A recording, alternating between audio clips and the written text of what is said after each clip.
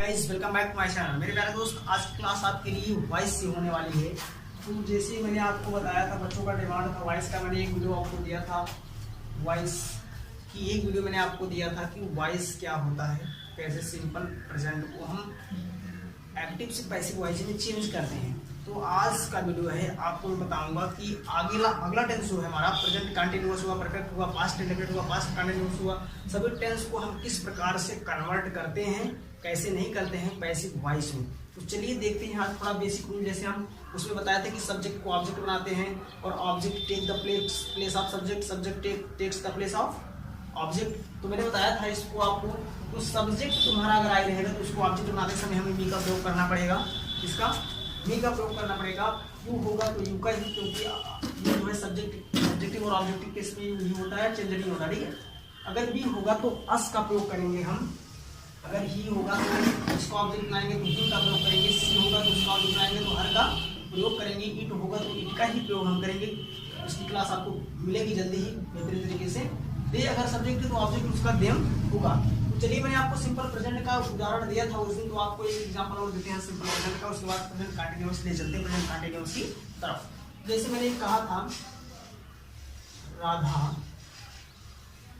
Rights a letter. Radha writes a letter.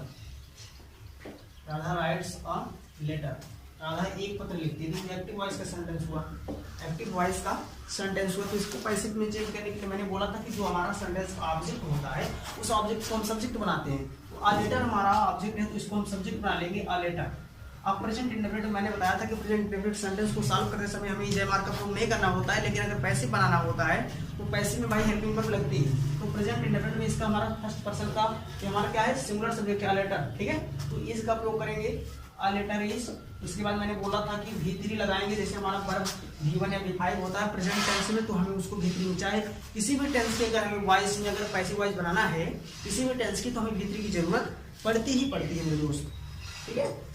तो चलते हैं, हम इसको V3 बनाते हैं। रिटन क्या होता है, a letter is written, a letter is written. उसके बाद मैंने बोला था कि बाई लगाकर हम सब्जेक्ट को ऑब्जेक्ट में कन्वर्ट कर देते हैं।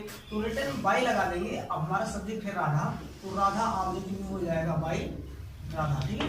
मतलब कि मैंने बोला कि अगर कोई नाउन है, जैसे राम, श्याम, राधा, लता, कुछ भी है, उसका ऑब्जेक्ट बनाएंगे तो भाई वही होगा। कहें कि इसका ऐसा तो नहीं जाएगा, राम का जो है राम तो नहीं जाएगा, मतलब उसका ऑब्जेक्ट जो रहेगा वही होगा, उसमें हम कोई परिवर्तन नहीं कर सकते हैं। तो चलिए आगे देखते हैं हम प्रेजेंट कंटीन्यूअस का क्या होता है।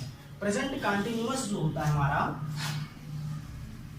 प्रेजेंट कंटीन्यूअस टेंस का हमारा स्ट्रक्चर मैंने दिया था। तो प्रेजेंट कंटीन्यूअस बेहतरीन तरीके से पढ़ा है। तो प्रेजेंट कंटीन्यूअस की क्लास थोड़ा गहराई से लेना पड़ता है, क्योंकि कंटीन्यूअस थोड़ा बहुत लाजवाब टॉपिक है। तो सबसे पहले हम सब्जेक्ट का प्रयोग करते हैं इसके स्ट्रक्चर में। सब्जेक्ट के बाद हम is am are helping verb का प्रयोग करते हैं।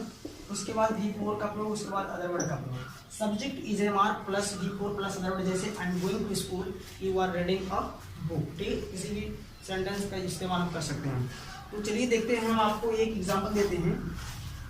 आई एम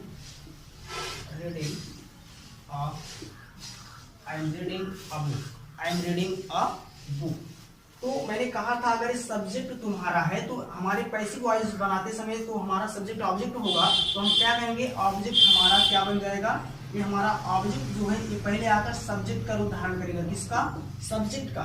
उसके बाद इज एम आर लगेगा ही, मेरा पैसिव वॉइस में इज एम आर लगेगा। लेकिन उसके बाद मुझे प्रेजेंट कंटीन्यूअस सेंटेंस का पैसिव बनाते समय बीइंग का प्रयोग करना पड़ेगा, BEING, बीइंग का।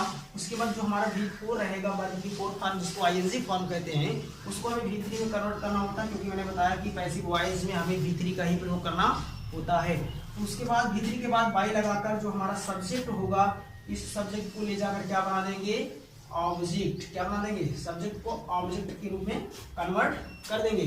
तो चलिए एग्जांपल है, I am reading a book. तो हमारा यहाँ सब्जेक्ट आई है और ऑब्जेक्ट है अ बुक। तो इस ऑब्जेक्ट अ बुक को हम पहले लिखेंगे सब्जेक्ट के रूप में, अ बुक। उसके बाद मैंने बोला इज एम आर लगेगा। जब ये हमारा ऑब्जेक्ट सब्जेक्ट बनेगा तब इसके अनुसार इज एम आर का प्रयोग हमें करना पड़ेगा कि इज लगेगा, एम लगेगा, कार लगेगा, सेंस के भाव से उसके, ठीक है, सेंटेंस के। तो ये सिंगुलर है तो इज जो है सिंगुलर वर्ब है तो सिंगुलर लेगा। Always singular verb is take singular, सब singular subject takes the singular verb, ठीक है। अ बुक इज अब है, अब मैंने कहा कि इज एमआर के बाद लगा देंगे continuation being, a book is being, a book is being, a book is being red. Read का जो है हमारा थर्ड फॉर्म में ये होता है, स्पेलिंग चेंज नहीं होती है। A book is being red by, by लगा देंगे, आई को कन्वर्ट करेंगे इसमें ऑब्जेक्ट में, वाई का ऑब्जेक्ट मैंने क्या बोला बी, तो a book is being red by you. चलिए एक एग्जांपल और देखते हैं, एक एग्जांपल और लिखिए, you are playing the hockey, you are playing the hockey. जल्दी फटाफट कन्वर्ट कर। ऑब्जेक्ट हमारा द हॉकी है, सब्जेक्ट बनाएंगे हो जाएगा the hockey, singular subject, verb लेगा singular, the hockey is, being का प्रयोग करेंगे बीईआईएनजी बीइंग, इसके बाद वर्ब है प्लेइंग, रिपोर्ट है, तो हमारा इसका भीतरी बनाएंगे तो हो जाएगा played, the hockey is being played by लगा के, यू का ऑब्जेक्ट क्या होता है you, by you, the hockey is being played by you. अब आगे चलते हैं, देखते हैं अगर इसी का नेगेटिव सेंटेंस होगा तो नेगेटिव इंटरोगेटिव में आपको एक दिन नेगेटिव और इंटरोगेटिव की क्लास चलाते हैं। फिलहाल अगर नेगेटिव सेंटेंस है तो the hockey is not being कर देंगे, और नॉट बीइंग कर देंगे, एम नॉट बीइंग कर देंगे, प्लेड बाई यू, जो हमारा भीतरी वगैरह रहेगा सब कुछ भाई, इसके बाद नॉट का प्रयोग कर देंगे, the hockey is not being, the hockey जो कुछ भी रहेगा, और not being, I am not being, सभी इस प्रकार से इस्तेमाल होंगे। चलिए गाइस, आशा करता हूँ तुमको अच्छी लगी होगी। Love you guys, thank you so much.